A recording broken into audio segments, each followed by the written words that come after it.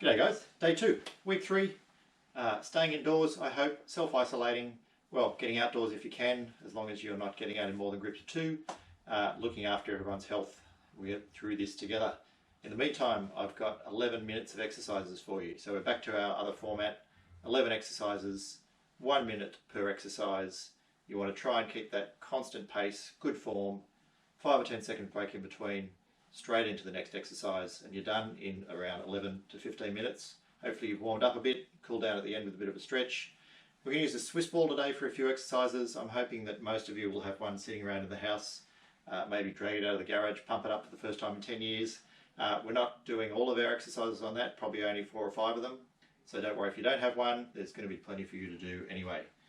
So I'm going to demonstrate the exercises. I won't do them for the full minute. Just to keep this video a bit shorter, but you can just pause as you go through, do your minute of exercises, press play, and I'll demonstrate the next one. Or you can listen to the whole thing first, take a few notes, and then get on with it in your own time.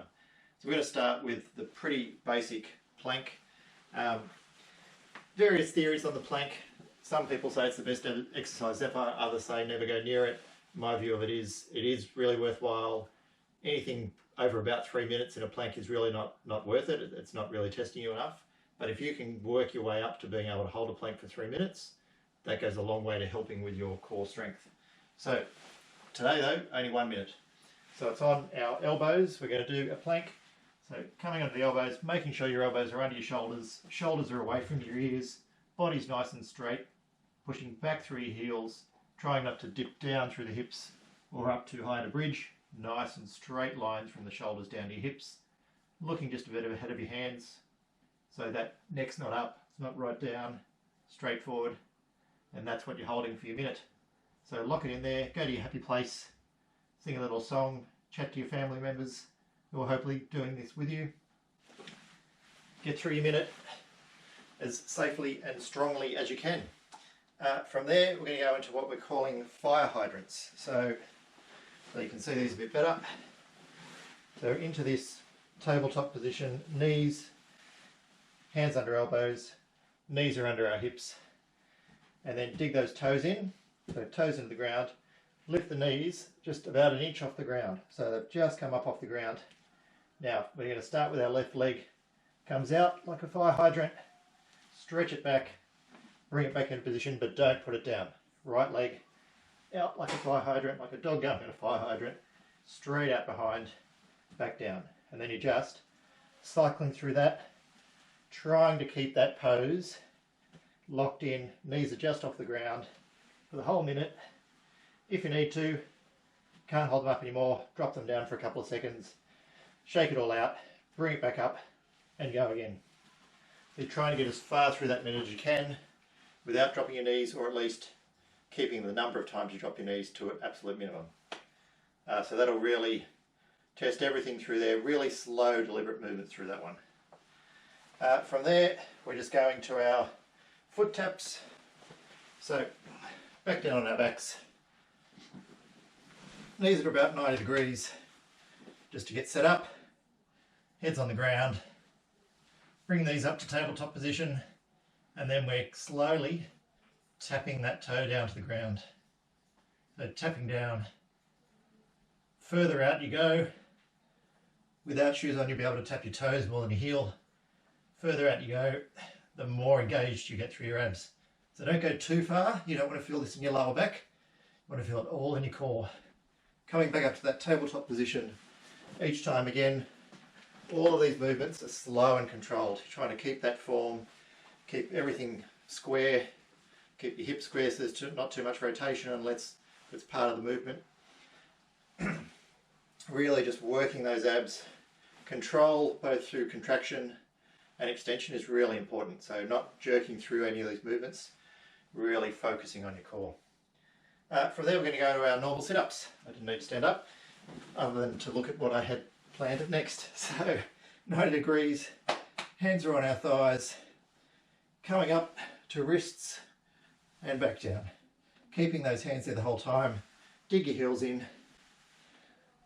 If you can't get up without your feet coming up off the ground, get someone to come and not on your toes, but use their hands on your shoelaces. So not kneel on your toes. It's a lot stronger for them to actually hold stability around this part of your foot, pushing it down on the ground around your shoelaces. If you slip out when they're kneeling on you, you're going to kick them in the face, we'll have a great laugh. Not great for them, not great for you either. So hands on your toes if you need to, or sit your heavy pet on there if you've got a Labrador or something. Keep those feet nice and steady on the ground, up and down for your minute. So these ones you can pump through a little bit faster as long as you can hold control and keep that pace for the whole minute. So that's your standard sit-ups, getting through those. Then we're going into a side plank. So a couple of variations here for you. Come down to your side first of all. You want to stack these feet, so one on top of the other. You can just do these on your elbow if you want to. So hips are up, trying to get that straight line. Push those hips to the sky, not too far, but just so it's a nice straight line. And that can be your plank. Or you can come up into this one, where your hand's in the air. This one, where your foot's in the air. Or if you are comfortable, strong through these, don't have any shoulder issues, you can set up with that hand under your shoulder to start with. Come up onto that one and hold that position, or that position. So they're the three options. Actually, there's probably four in there. So you can pick whichever one you're comfortable with that you can hold for that minute. If it's the first time you're doing these, start on the other side. So start on the lowest level, shoulder under the shoulder on the elbow on the ground under your shoulder, rather than any of those advanced versions. Then we're switching to the other side, which is what I had in the back of my mind a second ago. So again, setting up right side down this time. Feet are stacked. That's our number one. That's our number two. That's our number three. Or in this one again, up. That's our 1, 2, 3. So again, holding those, each of those you're going to hold for a minute. Variation that best suits you, that you can do safely without stressing any parts of your body which aren't used to being stressed. So we want to push through here, but we don't want to cause any damage. So from here, probably about time to go picking up our exercise ball. So we're going to go back into our sit-ups. First of all, now this has nothing to do with the exercise ball really, this is all about keeping our arms in a particular position. So an overhead sit-up, knees are at 90 degrees, balls above your chest. Sitting up, trying to get your biceps up next to your ears, lowering back down. Sitting up, lowering back down. So this is about keeping your arms around that sort of just over shoulder width apart, keeping them above you, making sure you're not driving with your arms to get yourself up and using all abs to get yourself there. So it's all of your core and really control. You should get a shake as you're lowering back down. You can do this with heavier weights. This is a nice way of getting that movement in place without causing any potential damage with a heavier weight. Okay, now we should use this a little bit more than just swing it over our head, even though it's a lot of fun. So we're going to go with a ball plank. So again, what you're most comfortable with, we're doing this on our elbows. Really don't want you, unless you've done a lot of this before, don't want you doing any work where your hands are on the ball, way too unstable, really likely to cause some damage to your wrists. So elbows are on the ball. Notice my knees are still on the ground, not doing anything yet that's going to take stability away. Get comfortable, get a nice brace either side of the center of the ball, then walk yourself up into the plank, and that is where we're holding. So again, bring those shoulders forward over the elbows, body nice and straight. It's going to want to rock and roll all around the place. Your job is to hold it as still as you can for the minute. So we're just, again, same plank form. There's just a totally unstable surface under you now. You've really got to engage a lot more through here. Try and get that stable. Step your feet out a bit further if you want to take a bit of that wobble away. Keep a bit more stability. Still be effective. Just be a little bit safer so the ball's not going to run away from you. From there, ball Supermans. So, bring it back in. Haven't seen Superman and Doctor Who. It's got to be better than Superman and Batman though. Bring this around your belly button. So, you want to get The ball should be about the right size so you can reach the ground almost in a push-up position here. Ball sitting around your belly button. We're going to lift our right arm and our left leg at the same time. So, stretching out like Superman, coming back down. Same with the left, stretching out like Superman, right leg's coming up this time, stretching back down. As you do this, you're going to want to rock away with the ball. Your job again in this one, stay as still as possible, keep everything controlled, don't let your hips roll, don't let your shoulders roll. Nice straight body, imagine you're balancing a glass of water on your back, coming back down. Up and back down for a minute. From there, we're going to a jackknife with our Swiss ball. So if you don't have a ball, when we do the overhead sit-ups, obviously you can just do that with your air ball. The ones that we just did, skip over those ones. We're going to do something similar at the end without a ball anyway. These ones, so you can do a normal jackknife if you don't have a ball. So normal jackknife is reaching up, stretching down, 4 count down, stretching right out, 4 count back up. So you can do that for a minute. Or on the ball, we're actually going to do the other way around, using the same muscles. Put the ball back here. So we're going to have our feet on the ball this time. We get set up with our knees on the ground, so we're not losing that stability early. So your feet, the tops of your feet are on the ball, getting ready to lock in there. You're coming out over your hands, shoulders over your hands, push the ball back, then we jackknife it in and roll it back out.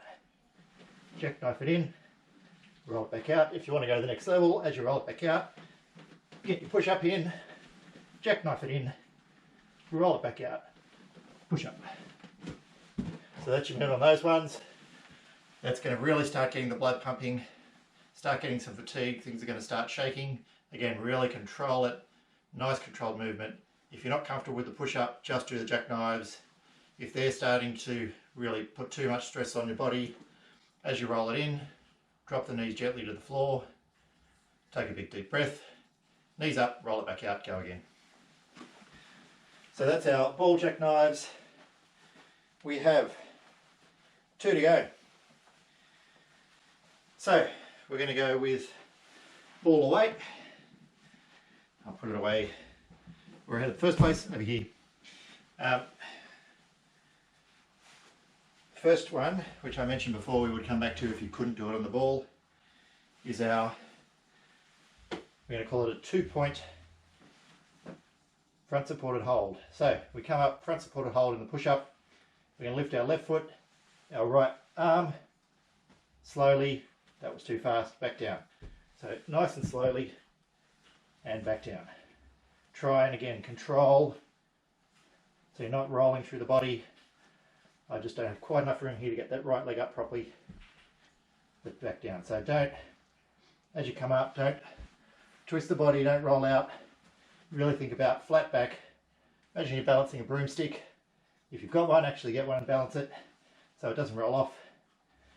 On your back, back down. 1 minute of those. And then we have the finisher.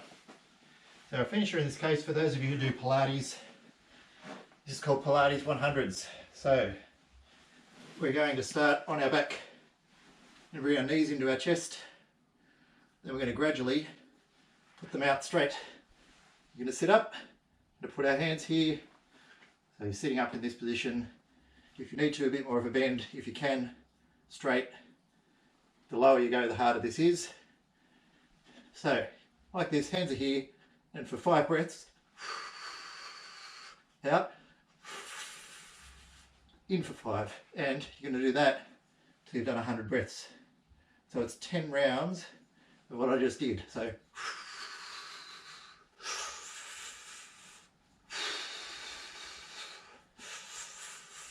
that was 20, so you get through 100 pretty much in the minute. Nice and fast, trying to hold that legs up at that point, head and shoulders are off the ground, little movements with the arms, get through to 100 breaths and you're done. Fantastic work guys, very hot in this Doctor Who wig. You have a good night, and I'll see you tomorrow for day 3.